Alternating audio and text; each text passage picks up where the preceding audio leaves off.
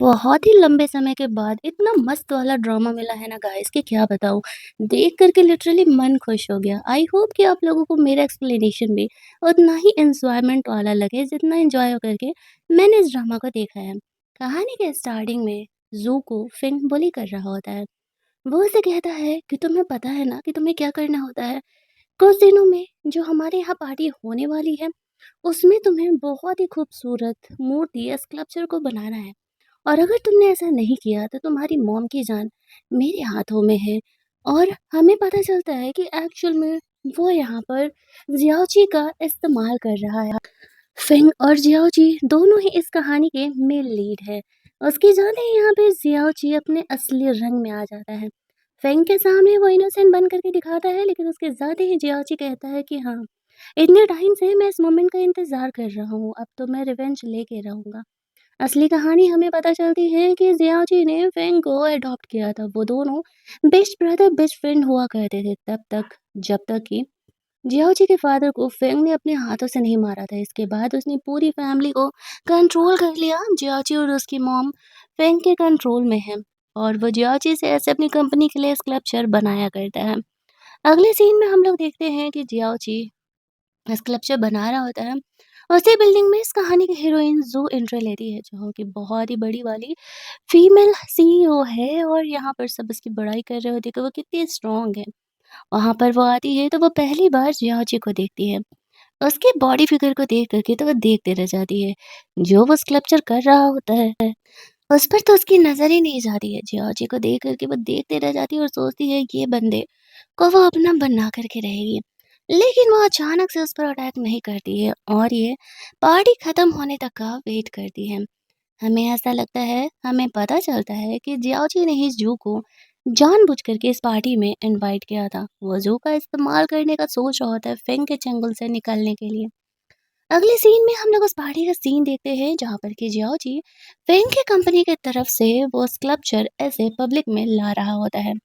Stage पे जाकर के फेंग सबको इस तरीके से स्पीच दे रहा होता है। जियाओची अपने प्रोडक्ट को सबके सामने लाता है। लाइट ऑफ होता है और उस स्कल्पचर को सबके सामने लाया जाता है। ऐसे व्हाइट मूर्ति को देख कर के सब काफ़ी बड़ाई कर रहे थे। लेकिन तभी वहाँ पर जियाओची उसका सर तोड़ देता है और उसके अंदर से एक डेमन निकलता है। वो लोग यहाँ पर इसको दूसरे तरीके से एक्सप्लेन करने लगते हैं कि ये खूबसूरत मूर्ति के अंदर डेमन है, जैसे कि हर इंसान के अंदर डेमन और गुड दोनों चीज़ होते हैं।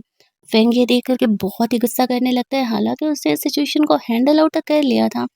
लेकिन वो समझ रहा था कि जियाओची जानबूझ करके ऐसा कर रहा है और जियाओची को कंट्रोल तो करता चाह रहा होता है, लेकिन टाइम के साथ अब वो उसके खिलाफ होते जा रहा होता है।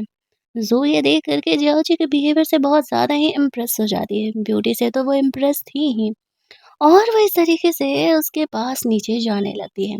सब आपस में खुसर-फुसर कर रहे होते हैं कि क्या यहाँ पर जियाओची फेंग के खिलाफ जा रहा है। और यहाँ पर ज़ू के लिए कुछ ब्लाइंडर्स आ रहे होते हैं, लेकिन वो उन ब्लाइंडर्स को छोड़ कर के जियाओची को चूज़ करती है और पूरे पब्लिक के सामने उसे वहाँ से लेकर के जाती है। जियाओची यही तो चाहता था कि जो उसे चूज़ करे, तभी तो वो उसके पावर का इस्तेमाल करेगा ताकि फेंग के खिलाफ जा सके। और यहाँ पर वो वही कर रही होती है। उसने ये सब कुछ बहुत ही सोचा-समझा प्लान किया हुआ था। दूसरी तरफ हम लोग देखते हैं कि वो उसे वहाँ से लेके जाती है फेंग, चाह करके भी उसे ऐसा नहीं रोक पा रहा था। लिटरली गाइस, ये स्टोरी देखने के बाद मुझे पहली बार लगा कि ये दोनों हीरो के बीच इतनी अच्छी वाली बॉन्डिंग और इतनी अच्छी वाली केमिस्ट्री है कि किसी तीसरे इंसान की जगह ही नहीं है। बट कहानी कुछ ऐसे टर्न आउट होगी वो मैंने भी नहीं सोचा था।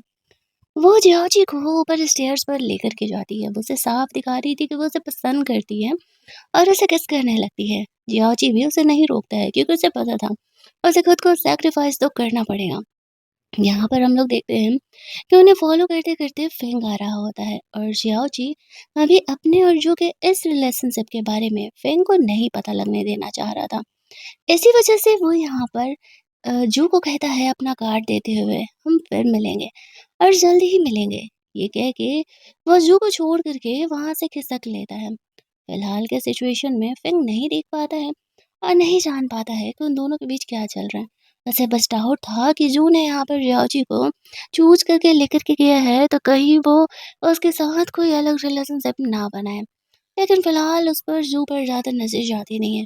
वो तो बस जाओची को ही ढूँढ रहा था कि वो गया कहाँ?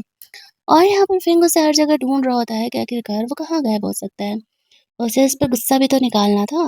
दूसरे सीन में हम लोग देखते हैं कि घर पर जियोची की मॉम जो कि उसके हस्बैंड के गुजरने के बाद थोड़ी मेंटली अनस्टेबल हो चुकी है, वो यहाँ पर उसको यहाँ पर फेंग के जो मॉम डैड थे वो लोग बुली कर रहे होते हैं। जियोची उन्हें सेव करने के लिए जाता है। फेंग के नहीं रहने पर वो लोग उसे बुली करते हुए कहते हैं, तुम खुद को अभी वही अमीर लड़का समझ रहे हो क्या? अब मेरा बेटा तुम्हारी सारी कंपनी संभालता और वो अमीर है और तुम गरीब। यहाँ पर जियाओची फेंग से कहता है, तुमने कहा था ना कि तुम मेरी मॉम को कभी बुली नहीं करोगे, तभी मैं यहाँ पर तुम्हारे लिए काम कर रहा था, फिर भी तुम ऐसा क्यों कर रहे हो? फेंग यहाँ पर खुद भीगते हुए अम्ब्रेला लेके आता है जियाओची को कवर अप करने के लिए। ये छोटे छोटे डिटेलिंग्स जो इस ड्रामा में दिखाए गए हैं ना, वो बहुत ही अच्छे हैं। यहाँ आते ही वो गुस्सा होकर के अपने मॉम डैड को घूरता है और वहां से उन्हें जाने के लिए कहता है। आफ्टर दैट वो जियाओची के हाथों को चेक करता है क्योंकि उसे पता था उसके हैंड उसके लिए बहुत ही इंपॉर्टेंट है। और अगर उसके हाथों को कुछ हुआ तो फिर उसके लिए मूर्ति को कौन बनाएगा? वो उसे कहता है, आज जो तुमने पार्टी में किया अगर वो दोबारा हुआ या फिर तुमने हमारी फैमिली के मैटर में किसी और से हेल्प लेने के बारे में सोचा भी, तो तुम्हें पता है ना कि हम तुम्हारी मॉम के साथ क्या करेंगे।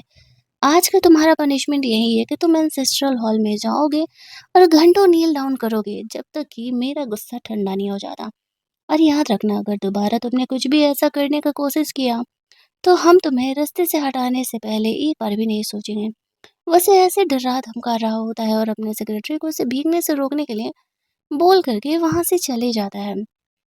और इस तरीके से हम लोग जाजी को देखते हैं जो कि एंसेस्ट्रल हॉल में कुछ टाइम से बैठा हुआ था और वो खुद के गुस्से को खुद तक ही कंट्रोल करके रख रहा होता है, ये सोचते हुए कि जल्दी ही उसके लाइफ में भी ये वक्त आएगा जहाँ पर कि वो फिर से बदला ले पाएगा और उसे फीवर हो जाता है। यही सोचते-सोचते वो वहाँ पर बेहोश हो जाता है। उसे बहुत ही ज़्यादा वाला फ़ीवर था। दूसरी तरफ हम लोग देखते हैं ज़ूको जो कि ज़ियाओ जी के बारे में सर्च करा रही होती है। लेकिन अफ़सोस उसे उसके बारे में ज़्यादा कुछ इन्फॉर्मेशन मिल नहीं पाता है। उसकी सेक्रेटरी का कहना था कि पता नहीं इस बंदे ने क्या सीक्रेट छुपा के रखा है। लेकिन ज़ियाओ जी की तरफ से दिए गए कार्ड को देख कर के यहाँ पर जू को याद आता है कि कॉलेज में उसने इस प्यारे से छोटे स्कल्पचर को देख कर के बोला था कि जिसने भी इसे बनाया है उसे स्पॉन्सर करेगी और ये वही बंदा है। उसने पता लगा लिया है और वो समझ जाती है कि उसी ने उसे हिंट दिया है। दूसरी तरफ हम लोग देखते हैं कि फेंग जियाओची को ढूंढते हुए एंसेस्ट्रल हॉल में जाता है। फ्लैशबैक में जियाओची सोच रहा होता है कि फेंग पहले जब उसकी तबीयत खराब होती थी तो वो उसका कितना केयर करता था और उसने उसने प्रॉमिस किया था कि वो उसको हमेशा प्रोटेक्ट करेगा। लेकिन आफ्टर अ लॉन्ग टाइम उसने अपनी आँखों से उसके डैड को ऐसे नाइफ मारते हुए देखा था। चाकू लगते ही उसके डैड ऊपर बिल्डिंग से नीचे गिर जाते हैं और यहाँ पर सारा ब्लेम फेंग पर चले जाता है। इसके बाद जियोजी की मॉम बिल्कुल पागल हो चुकी थी। जियोजी फेंग से उस वक्त के बाद नफरत करने लगता है। जब फेंग जियोजी के कमरे में आता है तो वो यहाँ पर उसे कह रहा होता है, तुमने मुझसे प्रॉमिस किया था ना कि तुम मुझे प्रोटेक्ट करोगे, तो फिर अब तुम ऐसे कैसे हो गए? अभी यहाँ पर फिंग उसे कहता है, मैंने कभी तुम्हें अपना माना ही नहीं, मैं तो सिर्फ तुम्हारा इस्तेमाल कर रहा था। तुम्हें याद है ना कि तुम्हें मैंने क्यों रखा है? अगर तुम्हें ढंग की मूर्तियाँ नहीं बनाने आती, तो तुम कभी यहाँ पर रह ही नहीं सकते थे। दूसरी तरफ जो जियाओची को ढूंढने के लिए आ रही होती है, कुछ टाइम पहले उसने एक प्यारा सा कोई एंटीक पीस खरीदा था जिसमें कि क्रैक आ रहा है और वो यहाँ पर जियाओची से रिपेयर कराने के लिए आ रही होती है। ऐसी चीज़ों को जियाची को रिपेयर करना आता था, लेकिन उसके गार्ड्स उसे अंदर जाने नहीं दे रहे होते हैं। दूसरी तरफ यहाँ पर फिंग जियाची को कह रहा होता है कि तबीयत खराब होने के नाटक मेरे सामने नहीं चलने वाला है। खुद को स्ट्रॉन्ग कर लो, अभी हमारे पंगे बढ़ने वाले हैं और तुम्हें बहुत सारा इस तरीके से काम मैं देने वाला हूँ करने के लिए।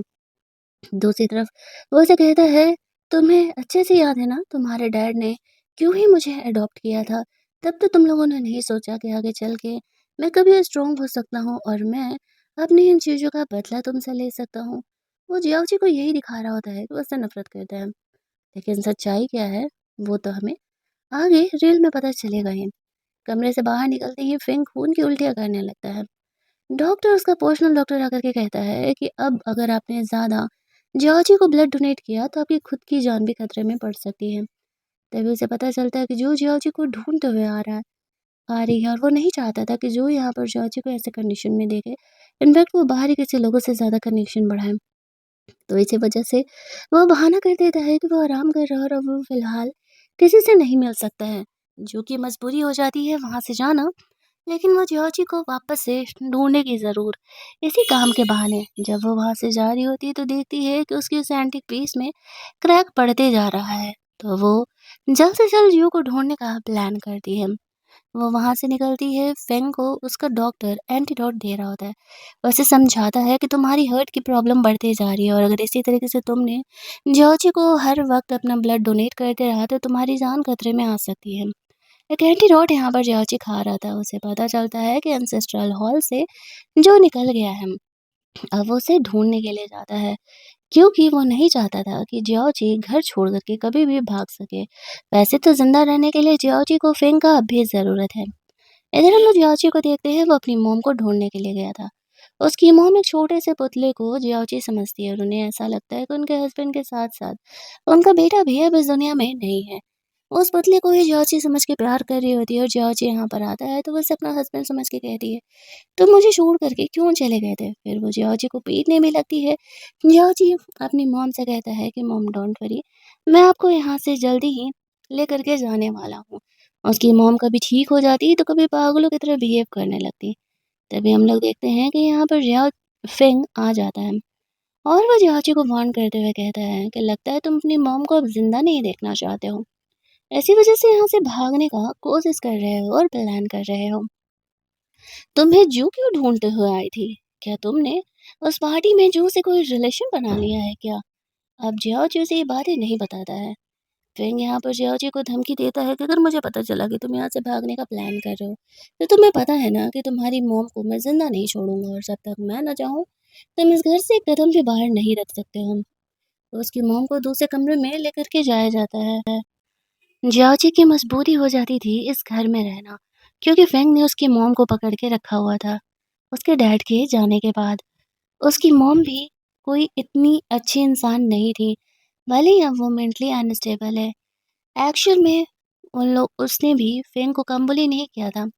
इन लोगों ने फेंग को अडॉप्ट किया था। जियाची की तबीयत खराब रहती थी। हालाँकि फेंग बहुत ही छोटा था लेकिन फिर भी उसकी मॉम कहती है हमने इसे अडॉप्ट भी तो इसीलिए किया है ना क्योंकि जियाची और इसका ब्लड बिल्कुल सेम है और रेयर है। ये आज से जियाची के लिए ब्लड बैंक बन करके रहेगा। अब यहाँ पर फेंग ये सारी बातें याद करके बहुत ही हर्ट हो रहा होता है। जियाची उसे वार्न करता है कि अगर उसने उसकी मॉम को कुछ भी किया, तो वो भूल जाए कि वो उसके लिए कभी भी आपको स्कल्पचर बनाने वाला है। वो जियाची को घर में अंदर लेकर के जाता है। जियाची को ब्लड डोनेट करने का वक़्त आ गया था, लेकिन वो फेंग का ब्लड लेना नहीं चाह रहा था। फेंग उसे कहता है, "अब तक तो कोई प्रॉब्लम नहीं था।" जियाची कहता है, "क्योंकि अब मुझे लगता है कि तुम्हारा ब्लड बहुत ही गंदा है और मुझे तुम्हारे ब्लड की ज़रूरत नहीं है।" इस बात पर फेंग उसे कहता है, "तुम्हें ज़िंदा रहना होगा और तुम्हें ज़िंदा रहने के लिए मेरा ब्लड तुम्हें चाहिए ही होगा। तुम्हारे पास और कोई ऑप्शन नहीं है और अगर तुम मरे तो तुम्हारे साथ-साथ मैं तुम्हारी मॉम को भी वहीं बगल में दफनाने में 1 मिनट भी नहीं लगाऊँगा।" तो ज़बरदस्ती यहाँ पर जियाची को ब्लड लगा रहा होता है और यहाँ पर उसकी मजबूरी थी इन चीज़ों को झेलना। उसे नहीं पता था कि फेंग खुद यहाँ पर अपना ब्लड इस तरीके से उसे डोनेट कर रहा है, इससे उसे कितने प्रॉब्लम हो रहे हैं। जियोची की इस बीमारी की वजह से फेंग को इसकी फैमिली ने अडॉप्ट ज़रूर किया था, लेकिन उसके पापा फेंग को साथ अच्छे से ट्रीट किया करते थे। लेकिन उसकी मॉम बिल्कुल अलग थी। वो बस फेंग का इस्तेमाल करती थी अपने बेटे को ज़िंदा रखने के लिए। जियाची उसे कहता है कि तुम ज़्यादा दिनों के लिए मुझे कैद नहीं रख पाओगे। आज नहीं तो कल मैं अपनी मॉम को लेकर के यहाँ से निकल ही जाऊँगा। फेंग कहता है और ये दिन कभी नहीं आने वाला है। ये सब कुछ हो रहा था तभी यहाँ पर पता चलता है जू की तरफ से जियोची को इन्विटेशन दिया गया है उसके उस टूटे हुए पार्ट को बनाने के लिए। फेंग मना कर रहा होता है, लेकिन वो लोग उसे समझाते हैं कि जियोची को जाना ही पड़ेगा, हम उस लेडी से पंगा नहीं ले सकते हैं, वरना हमारी कंपनी के लिए सही नहीं होगा। जियोची का फ्रेंड यहाँ पर आया हुआ था उसे लेने के लिए, तो वो अपने सेक्रेटरी को भी साथ में भेज देता है और कहता है फेंग को जियोची को वहाँ तक पहुँचाओ, काम हो जाए तो वापस लेकर के आओ और अगर जियोची यहाँ से भागा तो भूल जाना कि तुम जिंदा बचने वाले हो। अब उसका बेचारा सेक्रेटरी डरते-डरते इन लोगों के साथ वहाँ से जाता है। ये जॉर्जी का प्लान था, उसी ने उस पार्ट को जानबूझ करके तोड़ा था, ताकि जो यहाँ पर उसे मिलने के लिए आ सके, ये बात किसी को नहीं पता था। जॉर्जी वहाँ से बाहर निकलने के लिए सब कुछ कर रहा होता है और शायद ये उसके लिए एक लास्ट चांस होने वाला था। जहाँ पर कि वो फेंग के इस चंगुल से बाहर निकल सकता था। बट क्या ऐसा हो पाएगा? जियाची अपने फ्रेंड के साथ दूसरी कार से जा रहा था, तभी कुछ लोग उसे पकड़ने के लिए आ जाते हैं, लेकिन वो उस कार में मिलता ही नहीं। उसका फ्रेंड कहता है, तुमने अच्छा किया जो तुम उस कार में नहीं गए, वरना इस तरीके से फेंग तुम्हें यहाँ से निकलने ही नहीं देता। और हम लोग देखते हैं कि एक्शन में जियाची दूसरी कार में था और वो अपने फ्रेंड के साथ वहाँ से निकल जाता है। वो लोग एक होटल में टेम्पररीली स्टे किए हुए थे और इस तरीके से वहाँ से प्लेन के थ्रू निकलने का प्लान कर रहे थे। ये सब कुछ जियाची का ही प्लान था। इस तरीके से उस चीज़ को तोड़ना और उसे अपने पास बुलाना जो को, ताकि वो उसका इस्तेमाल कर सके। बहुत लंबे समय से वो इन चीज़ों को प्लान कर रहा होता है और उसी ने वो इन्विटेशन भी उस ये के लिए उसे भिजवाया हुआ था। इधर जैसे ही फेंग को पता चलता है कि जियाओजी गायब हो चुका है, तो हम लोग एक इंसान को देखते हैं, उसका फेस नहीं दिखाया गया था। वो जिया फेंग को डाँट रहा होता है, तुम्हारे होते हुए वो यहाँ से कैसे भाग सकता है? जाओ ढूँढो उसे। वो जियाओजी को ढूँढने के लिए लग जाता है, सारे एयरपोर्ट पर अपने बंदे बिठा देता है। आपको क्या लगता है वो इंसान कौन हो सकता है? मैं भी देखूँ कि हमारे जो व्यूअर्स हैं, सब्सक्राइबर हैं, वो कितने ज़्यादा टैलेंटेड है, कमेंट में ज़रूर बताना। हमें तो लास्ट में पता चलने ही वाला है। यहाँ पर उसका फ्रेंड कह रहा था कि तुम बहुत ही रिस्क ले रहे हो यहाँ पर। फ्रेंड तुम्हें जाने नहीं देगा। तभी जो जॉर्जी को ढूँढते हुए यहाँ आ जाती है। उसे यहाँ देख कर के जॉर्जी का फ्रेंड भी शॉक था कि वो यहाँ क्या कर रही है। वो उसे कहती है कि मुझे यहाँ पर जॉर्जी को ढूँढते हुए आना ही था। आज नहीं तो कल। इस बात पर वो दोनों उसे कमरे से बाहर निकाल देते हैं। जो यहाँ पर आते हैं जॉर्जी के साथ रोमांस करना स्टार्ट कर देती है और यहाँ पर वो कह रही होती है, क्या तुम मुझे छोड़ कर के जाने का प्लान कर रहे थे? वो कहता है कि नहीं, अगर ऐसा होता तो फिर मैं तुम्हें यहाँ पर बुलाता ही क्यों? वो तुम्हें कार्ड देता ही क्यों? वो उसे कहती है, तुम्हारे ये इशारे देख कर के तो मैं पहले ही समझ गई थी। तुमने जानबूझ कर के उसी ड्राइंग को, उसी स्कल्पचर को इस्तेमाल किया था, जो कि मैंने कॉलेज टाइम में बोला था कि जो भी इसका बनाने वाला होगा उसे मैं स्पॉन्सर करूँगा और करूँगी। और क्या अब तुम यहाँ पे मेरे बॉयफ्रेंड बनने के लिए ये सब कुछ कर रहे हो? जॉर्ज उसे कहता है कि नहीं, ऐसा कुछ नहीं है। वो तो बस इनोसेंट बन के दिखा रहा होता है कि नहीं, वो ये सब कुछ नहीं जानती थी। दूसरी तरफ फिंग जॉर्जी को ट्रैक करते हुए पता लगा लेता है कि वो इसी होटल में है। एक तरफ वो अपने बंदे लोगों को ढूंढते हुए यहाँ पर आ रहा होता है और दूसरी तरफ होटल के दूसरे कमरे में जॉर्जी और जो का रोमांस चल रहा था। उसका फ्रेंड सिचुएशन को रोकने का कोशिश कर रहा होता है। वो फिंग को बोलता है कि एक्चुअल में वो यहाँ से जाने वाला था और जियाची तो घर के लिए निकल गया है। जियाची को कॉल करने पर वो फ़ोन भी नहीं उठाता है। कैसे ही उठाता? वो जो के साथ रोमांस करने में बिज़ी तो है। वो अपने फ्रेंड का भी कॉल नहीं उठाता। उसका फ्रेंड जैसे-तैसे करके सिचुएशन को हैंडल आउट कर रहा होता है। ज़बरदस्ती कमरे का दरवाज़ा लॉक तोड़ते हुए फेंग और उसके बंदे लोग कमरे में अंदर एंटर करते हैं। लेकिन उन्हें यहाँ पर जियाची तो नहीं मिलता है, बट हाँ, लैवेंडर की खुशबू ज़रूर मिलती है।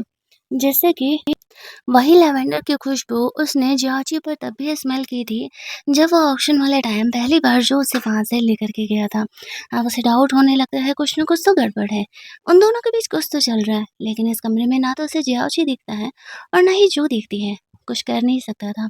तभी अब फेंग को पता चलता है कि जियाची वापस से घर जा चुका है। वो उसके फ्रेंड को कहता है, शुक्र मनाओ कि जियाची घर जा चुका है, वरना तुम भी आज ज़िंदा नहीं बचने वाले थे। उसका फ्रेंड भी शॉक कि वो तो यहाँ से निकल रहा था। उसने कहा था कि वो कुछ टाइम बाद अपनी मॉम को भी वहाँ से लेकर के जाएगा, तो फिर वो घर क्या कर रहा है? वो लोग घर के लिए निकलते हैं और इधर हम लोग ज़ू को देखते हैं, जो कि ज़ियाओजी को अभी एयरपोर्ट पर ढूँढ रही होती है, क्योंकि बीच में उनका रोमांस अधूरा छोड़ कर के वो वहाँ से निकल चुका था, लेकिन वो उसे नहीं मिलता है। वो बंदी खुद कन्फ्यूज़ थी कि आखिरकार वो लड़का उसके साथ ऐसा गेम क्यों खेल रहा है। और यहाँ पर वो उसके साथ कभी रोमांटिक होता, कभी डिस्टेंस बनाता, कभी अपने आप को इनोसेंट दिखाता और कभी उसकी नज़रें ये दिखाती कि वो एक साइको इंसान है और वो किसी मिशन पर निकला हुआ है। इधर हम लोग देखते हैं कि वो लोग जियाची को ऐसे ढूँढते-ढूँढते घर के लिए पहुँच रहे होते हैं। जहाँ पर कि फिंग ज़ू को जाते हुए देखता है, तो वो कन्फ्यूज़न में था कि क्या ज़ू यहाँ पर जियाची से मिलने के लिए आई थी, बट वो फिर ज़्यादा सोचता नहीं है। इधर हम लोग जियाची को देखते हैं, जो कि अपनी मॉम के पास गया हुआ था। वो अपनी मॉम को थोड़ा बहुत अपने बारे में याद दिलाने का कोशिश कर रहा होता है, लेकिन उसकी मॉम को वो याद ही नहीं आता था। उसकी मॉम उससे बहुत ही प्यार करती थी, उनका इकलौता बेटा जो था, वो अपनी मॉम को कहता है कि मॉम बस कुछ दिन और, मैं आपको इस हेल्थ से लेके जाऊँगा बाहर। तभी हम लोग देखते हैं कि यहाँ पर फेंग के मॉम-डैड आ जाते हैं और वो पिछली बार की तरह जियाओजी को बुली करने लगते हैं। उन्हें पता था कि फेंग यहाँ पर नहीं है। और वो लोग यहाँ पर जियाओजी को बुली कर रहे होते हैं। उनके बंदे लोग उसकी मॉम को भी ऐसे पकड़ लेते हैं और जो फेंग की मॉम थी वो जानबूझ करके जियाओजी के मॉम को ऐसे हर्ट करती है और कहती है कि अगर ये औरत नहीं होती और तुम नहीं होते तो अब तक ये पूरी फैमिली हमारी होती, क्योंकि तुम्हारे डैड तो वैसे भी अब इस दुनिया में नहीं है। और यहाँ पर वो लोग जियाओजी के हाथ को तो ऐसे हर्ट कर नहीं सकते थे क्योंकि फेंग ने मना किया था, लेकिन उसकी मॉम के फेस पर कट ज़रूर लगा देती है। फेंग की मॉम जेलस में आकर के जॉर्ज इस चीज़ से बहुत ही ज़्यादा नफ़रत से भर जाता है। उसे एंसेस्ट्रल हॉल में वापस लेकर के जाया जाता है। वहाँ पर वो जानबूझ करके खुद के हैंड को हर्ट कर लेता है क्योंकि उसे पता था कि फेंग को उसके हाथों की ज़रूरत है और वो उसे हर्ट देखेगा तो वो अपने मॉम डैड को सबक ज़रूर सिखाएगा। खुद के हाथ को हर्ट करके वो वहीं पर बैठा हुआ था, तभी वहाँ पर इस तरीके से हम लोग देखते हैं कि फेंग आ रहा होता है। उसे नहीं पता था कि जियाची ने खुद को हर्ट किया। वो उसे कहता है, क्या तुम भागने की कोशिश कर रहे थे? जियाची उसे कहता है, तुमने तो पूरे एयरपोर्ट को ही बंद करा दिया था, मैं कहाँ ही भाग सकता था। मेरी मॉम जो तुम्हारे पास थी, वो दोनों यहाँ पर आते और कहते हैं, तो अपनी हद में ही रहना और इस तरीके से घर से भागने की कोशिश मत करना। तभी फेंग की नज़र जाती है जियाची के हाथ पर कि उसका हाथ इंजर्ड है। अब वो ये देख कर के अपनी फैमिली वालों से पूछने लगता है कि किसने इसके हाथ को इंजर्ड किया। वो दोनों मना करने लगते हैं कि नहीं, मैंने नहीं, मैंने नहीं।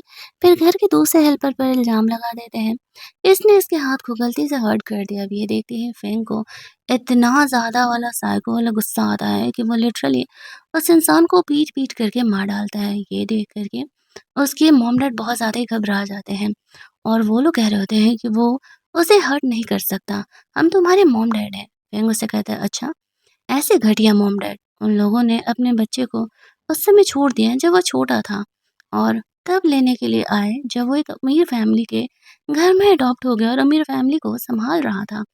तुम दोनों को मैं मार नहीं सकता क्योंकि तुम दोनों मेरे मॉम-डैड हो। फेंग जितना क्रूअल दिखता था, वो एक्चुअल में उतना क्रूअल है नहीं।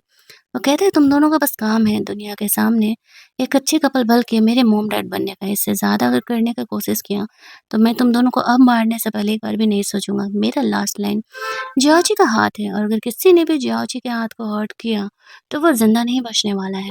जाओ, अपने काम में लग जाओ।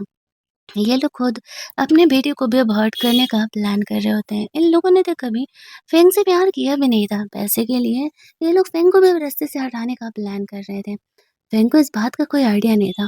वो उन्हें लास्ट वार्निंग देता है कि अगर किसी ने जियाओजी को हाथ भी लगाया तो वो ज़िंदा नहीं बचेगा। जो भी करना है वो खुद करेगा। उसकी इजाज़त के बगैर कोई भी जियाओजी और उसकी मॉम को हर्ट नहीं कर सकता है। और जियाओजी इन चीज़ों को देख कर के मन ही मन स्माइल कर रहा होता है क्योंकि वो धीरे-धीरे समझ चुका था कि फेंग के लिए क्या इम्पोर्टेंट है। उसे अपना काम कराने के लिए कुछ नहीं करना है, सिर्फ़ अपने हाथ को हर्ट कर लेना है और जिस इंसान ने भी उसे हर्ट किया, फेंग उसे छोड़ने नहीं वाला था। वो जियाची को वापस से कमरे में लेकर के जाता है ब्लड चढ़वाने के लिए ताकि उसकी जो बीमारी है वो कंट्रोल में रह सके। जियाची को वो कहता है कि तुम्हारे हाथ मेरे लिए सबसे इम्पोर्टेंट है। अगले कुछ दिनों में कंपनी की तरफ से बड़ी पार्टी होने वाली है जिसमें कि तुम्हारे स्कल्पचर की हमें ज़रूरत है। जितनी जल्दी हो सके अपने हाथ को ठीक करो ताकि यहाँ पर तुम वो स्कल्पचर्स बना सको, वरना तुम फिर हमारे किसी काम के नहीं होगे और मेरी बुरी फैमिली से हैं, तब मैं तुम्हें नहीं बचाऊँगा। जॉर्जी मनी मन सोचता है, मुझे तुम्हारी हेल्प की ज़रूरत नहीं है। मैंने तुम्हें काश बाहर मरने के लिए छोड़ दिया होता उस रात। मैंने तुम्हें अपने घर नहीं लाया होता तो आज मेरे डैड ज़िंदा होते। वो फेंग से लिटरली नफ़रत करता था। लेकिन यहाँ पर फेंग की तरफ से ऐसा नहीं था। छोटी-छोटी चीज़ों को अगर आप नोट करोगे तो आप खुद ही समझ जाओगे। जियाची को ब्लड डोनेट करने के बाद यहाँ पर डॉक्टर आते हैं फेंग को चेकअप करने के लिए। हर बार ब्लड देने के बाद फेंग को वो एंटीडोट खाना पड़ता था। उसके ब्लड में कुछ ऐसा पॉइज़न था जो कि अगर उसने वो एंटीडोट समय पे नहीं लिया तो खुद यहाँ पर फेंग की मौत हो जाएगी। लेकिन फिर भी वो जियाची को बचाने के लिए यहाँ पर उसे हर वक़्त ब्लड डोनेट किया करता था। क्या वो इसका सेल्फिशनेस था, सिर्फ़ स्कल्पचर्स के लिए, फिर बातें कुछ और है। थोड़ी देर में यहाँ पर फेंग के मॉम-डैड आते हैं। वो लोग ऑफ़िस को ऑक्शन पार्टी में अटेंड करना चाहते थे, जहाँ पर कि ज़ियाओजी एज़ अ रिप्रेजेंटेटिव जाएगा और वो इस वेस को वहाँ पे रिप्रेजेंट करना चाहते थे। जाते तरफ बस ज़ियाओजी एक नज़र उस पर डाल कर के चले जाता है। फिंग यहाँ पर अपनी फैमिली को अप्लाई करने के लिए ओके बोल देता है। वो दोनों मन ही मन सोचते हैं कि यहाँ पर जियाची को वो लोग बदनाम करेंगे, उसे फैमिली से निकलवा देंगे और ये फैमिली हमारी हो जाएगी। फेंग को ये बात नहीं पता था कि वो लोग जियाची के साथ क्या करने का प्लान कर रहे हैं। दूसरी तरफ हम लोग देखते हैं कि फेंग के स्टडी रूम में एक हिडन कैमरा लगा हुआ था। खुद यहाँ पर जियाची ने उसके कमरे में ये हिडन कैमरा इंस्टॉल किया था। वो छुप करके फेंग की बातों को सुन रहा होता है, जहाँ पर कि उसकी बातों को सुनने के बाद उसे पता चलता है कि एक्चुअल में फेंग किसी और के लिए काम कर रहा है, यानी कि उसके ऊपर कभी कोई और बॉस है। ये सोचते ही वो शॉक हो जाता है और सोचने लगता है ऐसा कौन इंसान हो सकता है जो कि उसकी फैमिली को हर्ट करना चाहता है, क्योंकि लिटरली देखा जाए तो जियाची की फैमिली बर्बाद हो चुकी है। उसके डैड है नहीं, उसकी मॉम पागल है, कंपनी अब जियाची के पास नहीं है, फेंग सँभाल रहा है। उसका गुस्सा जियाची के लिए फेंग के लिए और ज़्यादा बढ़ जाता है और वो ये सोच रहा होता है कि वो जल्द से जल्द अपना रिवेंज ले। इधर जिस इंसान से फेंग बात कर रहा होता है, वो फेंग को पनिशमेंट दे रहा होता है और कहता है कि जियाची आउट ऑफ कंट्रोल तुम्हारी वजह से हो रहा है और उसके बदले तुम्हें पनिशमेंट झेलना पड़ेगा। मैं जैसा कह रहा हूँ अगर प्लान वैसा नहीं हुआ, तो मैं तुम्हें भी नहीं छोड़ने वाला हूँ। अगले सीन में हम लोग उस पार्टी का सीन देखते हैं जहाँ पर कि ऐसी छोटी-मोटी पार्टीज़ में ज़ू नहीं आया करती थी, लेकिन जियाओची ने उसे इनवाइट किया था, इसी वजह से वो यहाँ पर आती है।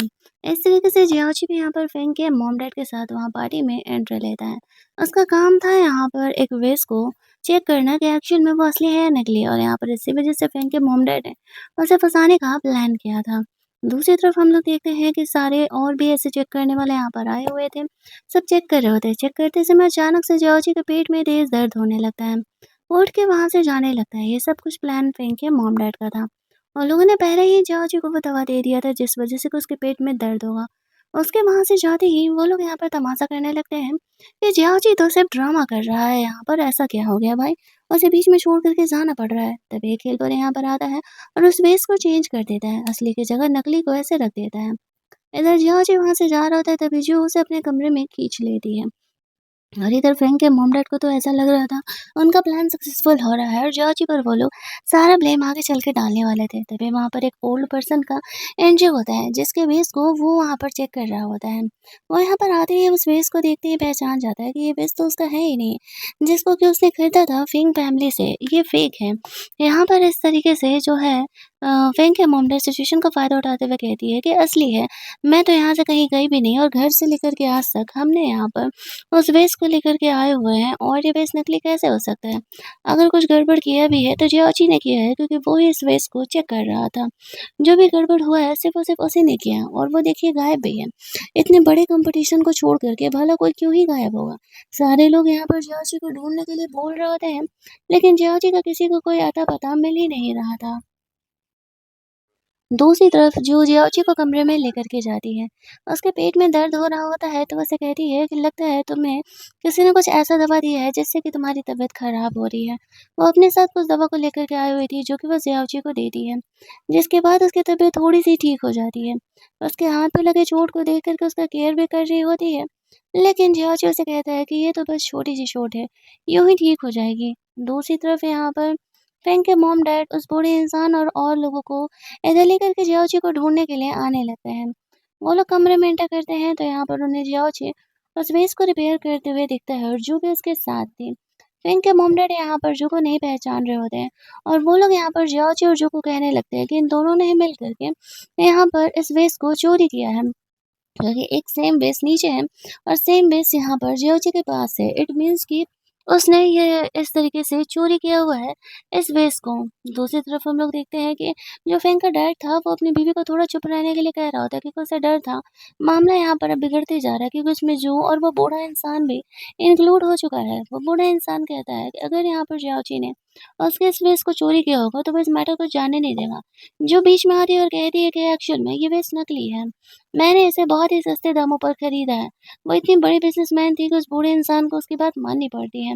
ख़ास करके जब वो उस वेस को चेक करता है तो उसे पता चल जाता है कि एक्चुअल में सच में वो वेस नकली ही है और ये लोग उसे झूठ नहीं बोल रहे हैं। अब वो जियाओजी को कुछ भी बोल नहीं रहा होता है क्योंकि जियाओजी की इसमें कोई गलती नहीं थी। उसकी मॉम फिर भी यहाँ पर जियोची को फँसा रही होती है और कहती है कि आपको इसे पनिशमेंट तो देना ही चाहिए ना। इसने आपका टाइम इतना ज़्यादा ख़राब किया और कुछ न कुछ करके वो उसे गुनहगार साबित कर ही रही होती है। तभी वहाँ पर जियाची बीच में आता है, वो अभी वहाँ पर पलट करके फेंग की मॉम को फँसा रहा होता है।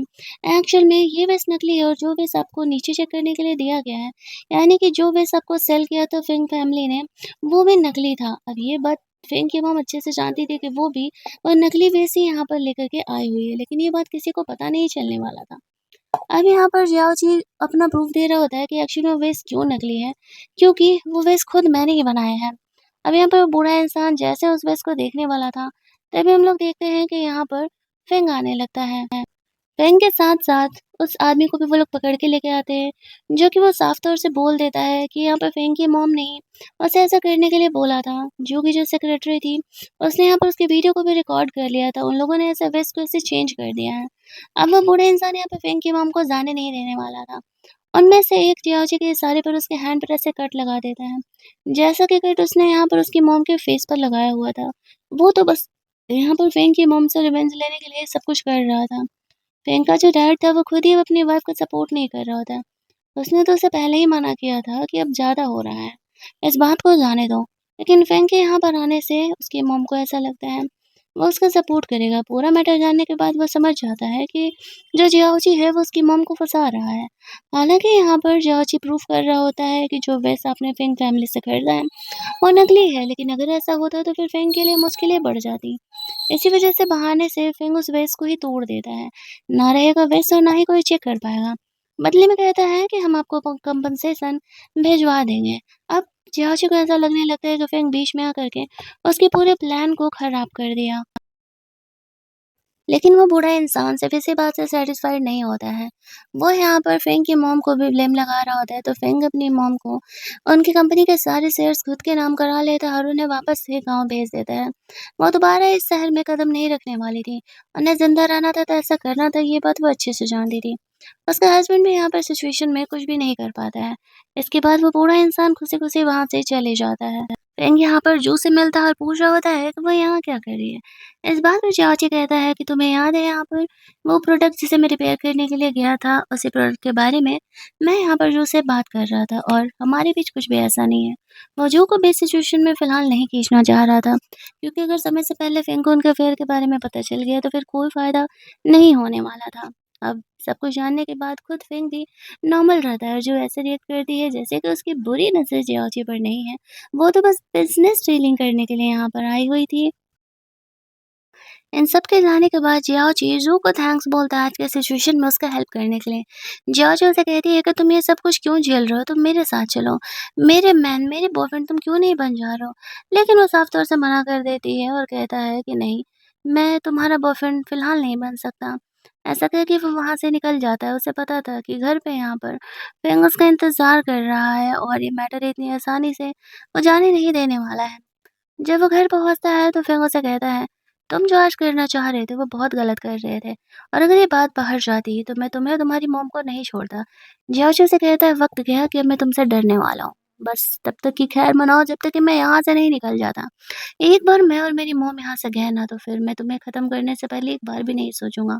फिर उसे कहता है वो दिन अभी बहुत दूर है, तुम्हें ज़िंदा रहने के लिए तो मेरी खून की ज़रूरत पड़ती है।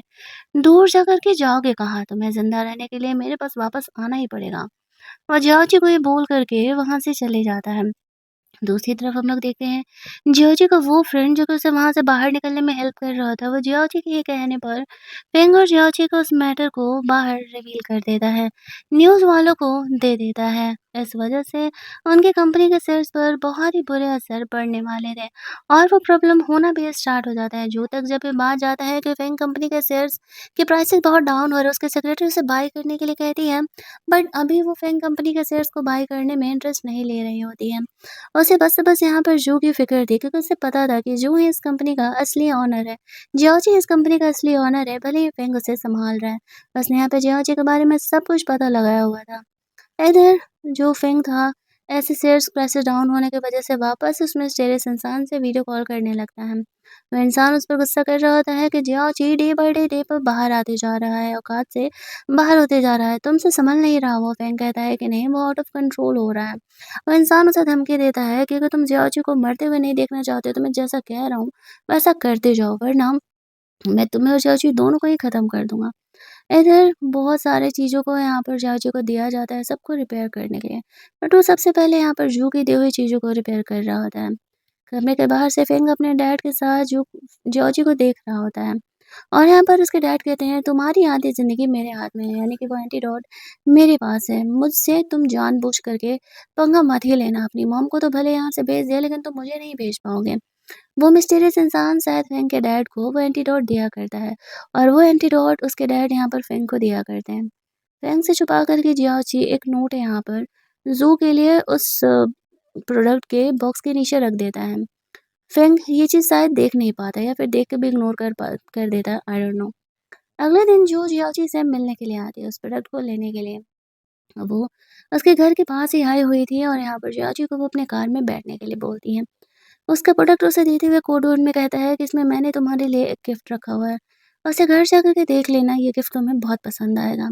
जो समझ रही होती है कि जियाची ने उसके लिए कुछ नोट छोड़ा है। तो जियाची को कहती है कि तुम मेरे बॉयफ्रेंड क्यों नहीं बन जाते, इन पत्रों में पढ़ने की क्या ज़रूरत है। जियाची से कहते हैं तुम्हें पता है कि मैं फ़िलहाल तुम्हारा बॉयफ्रेंड नहीं बन सकता हूँ।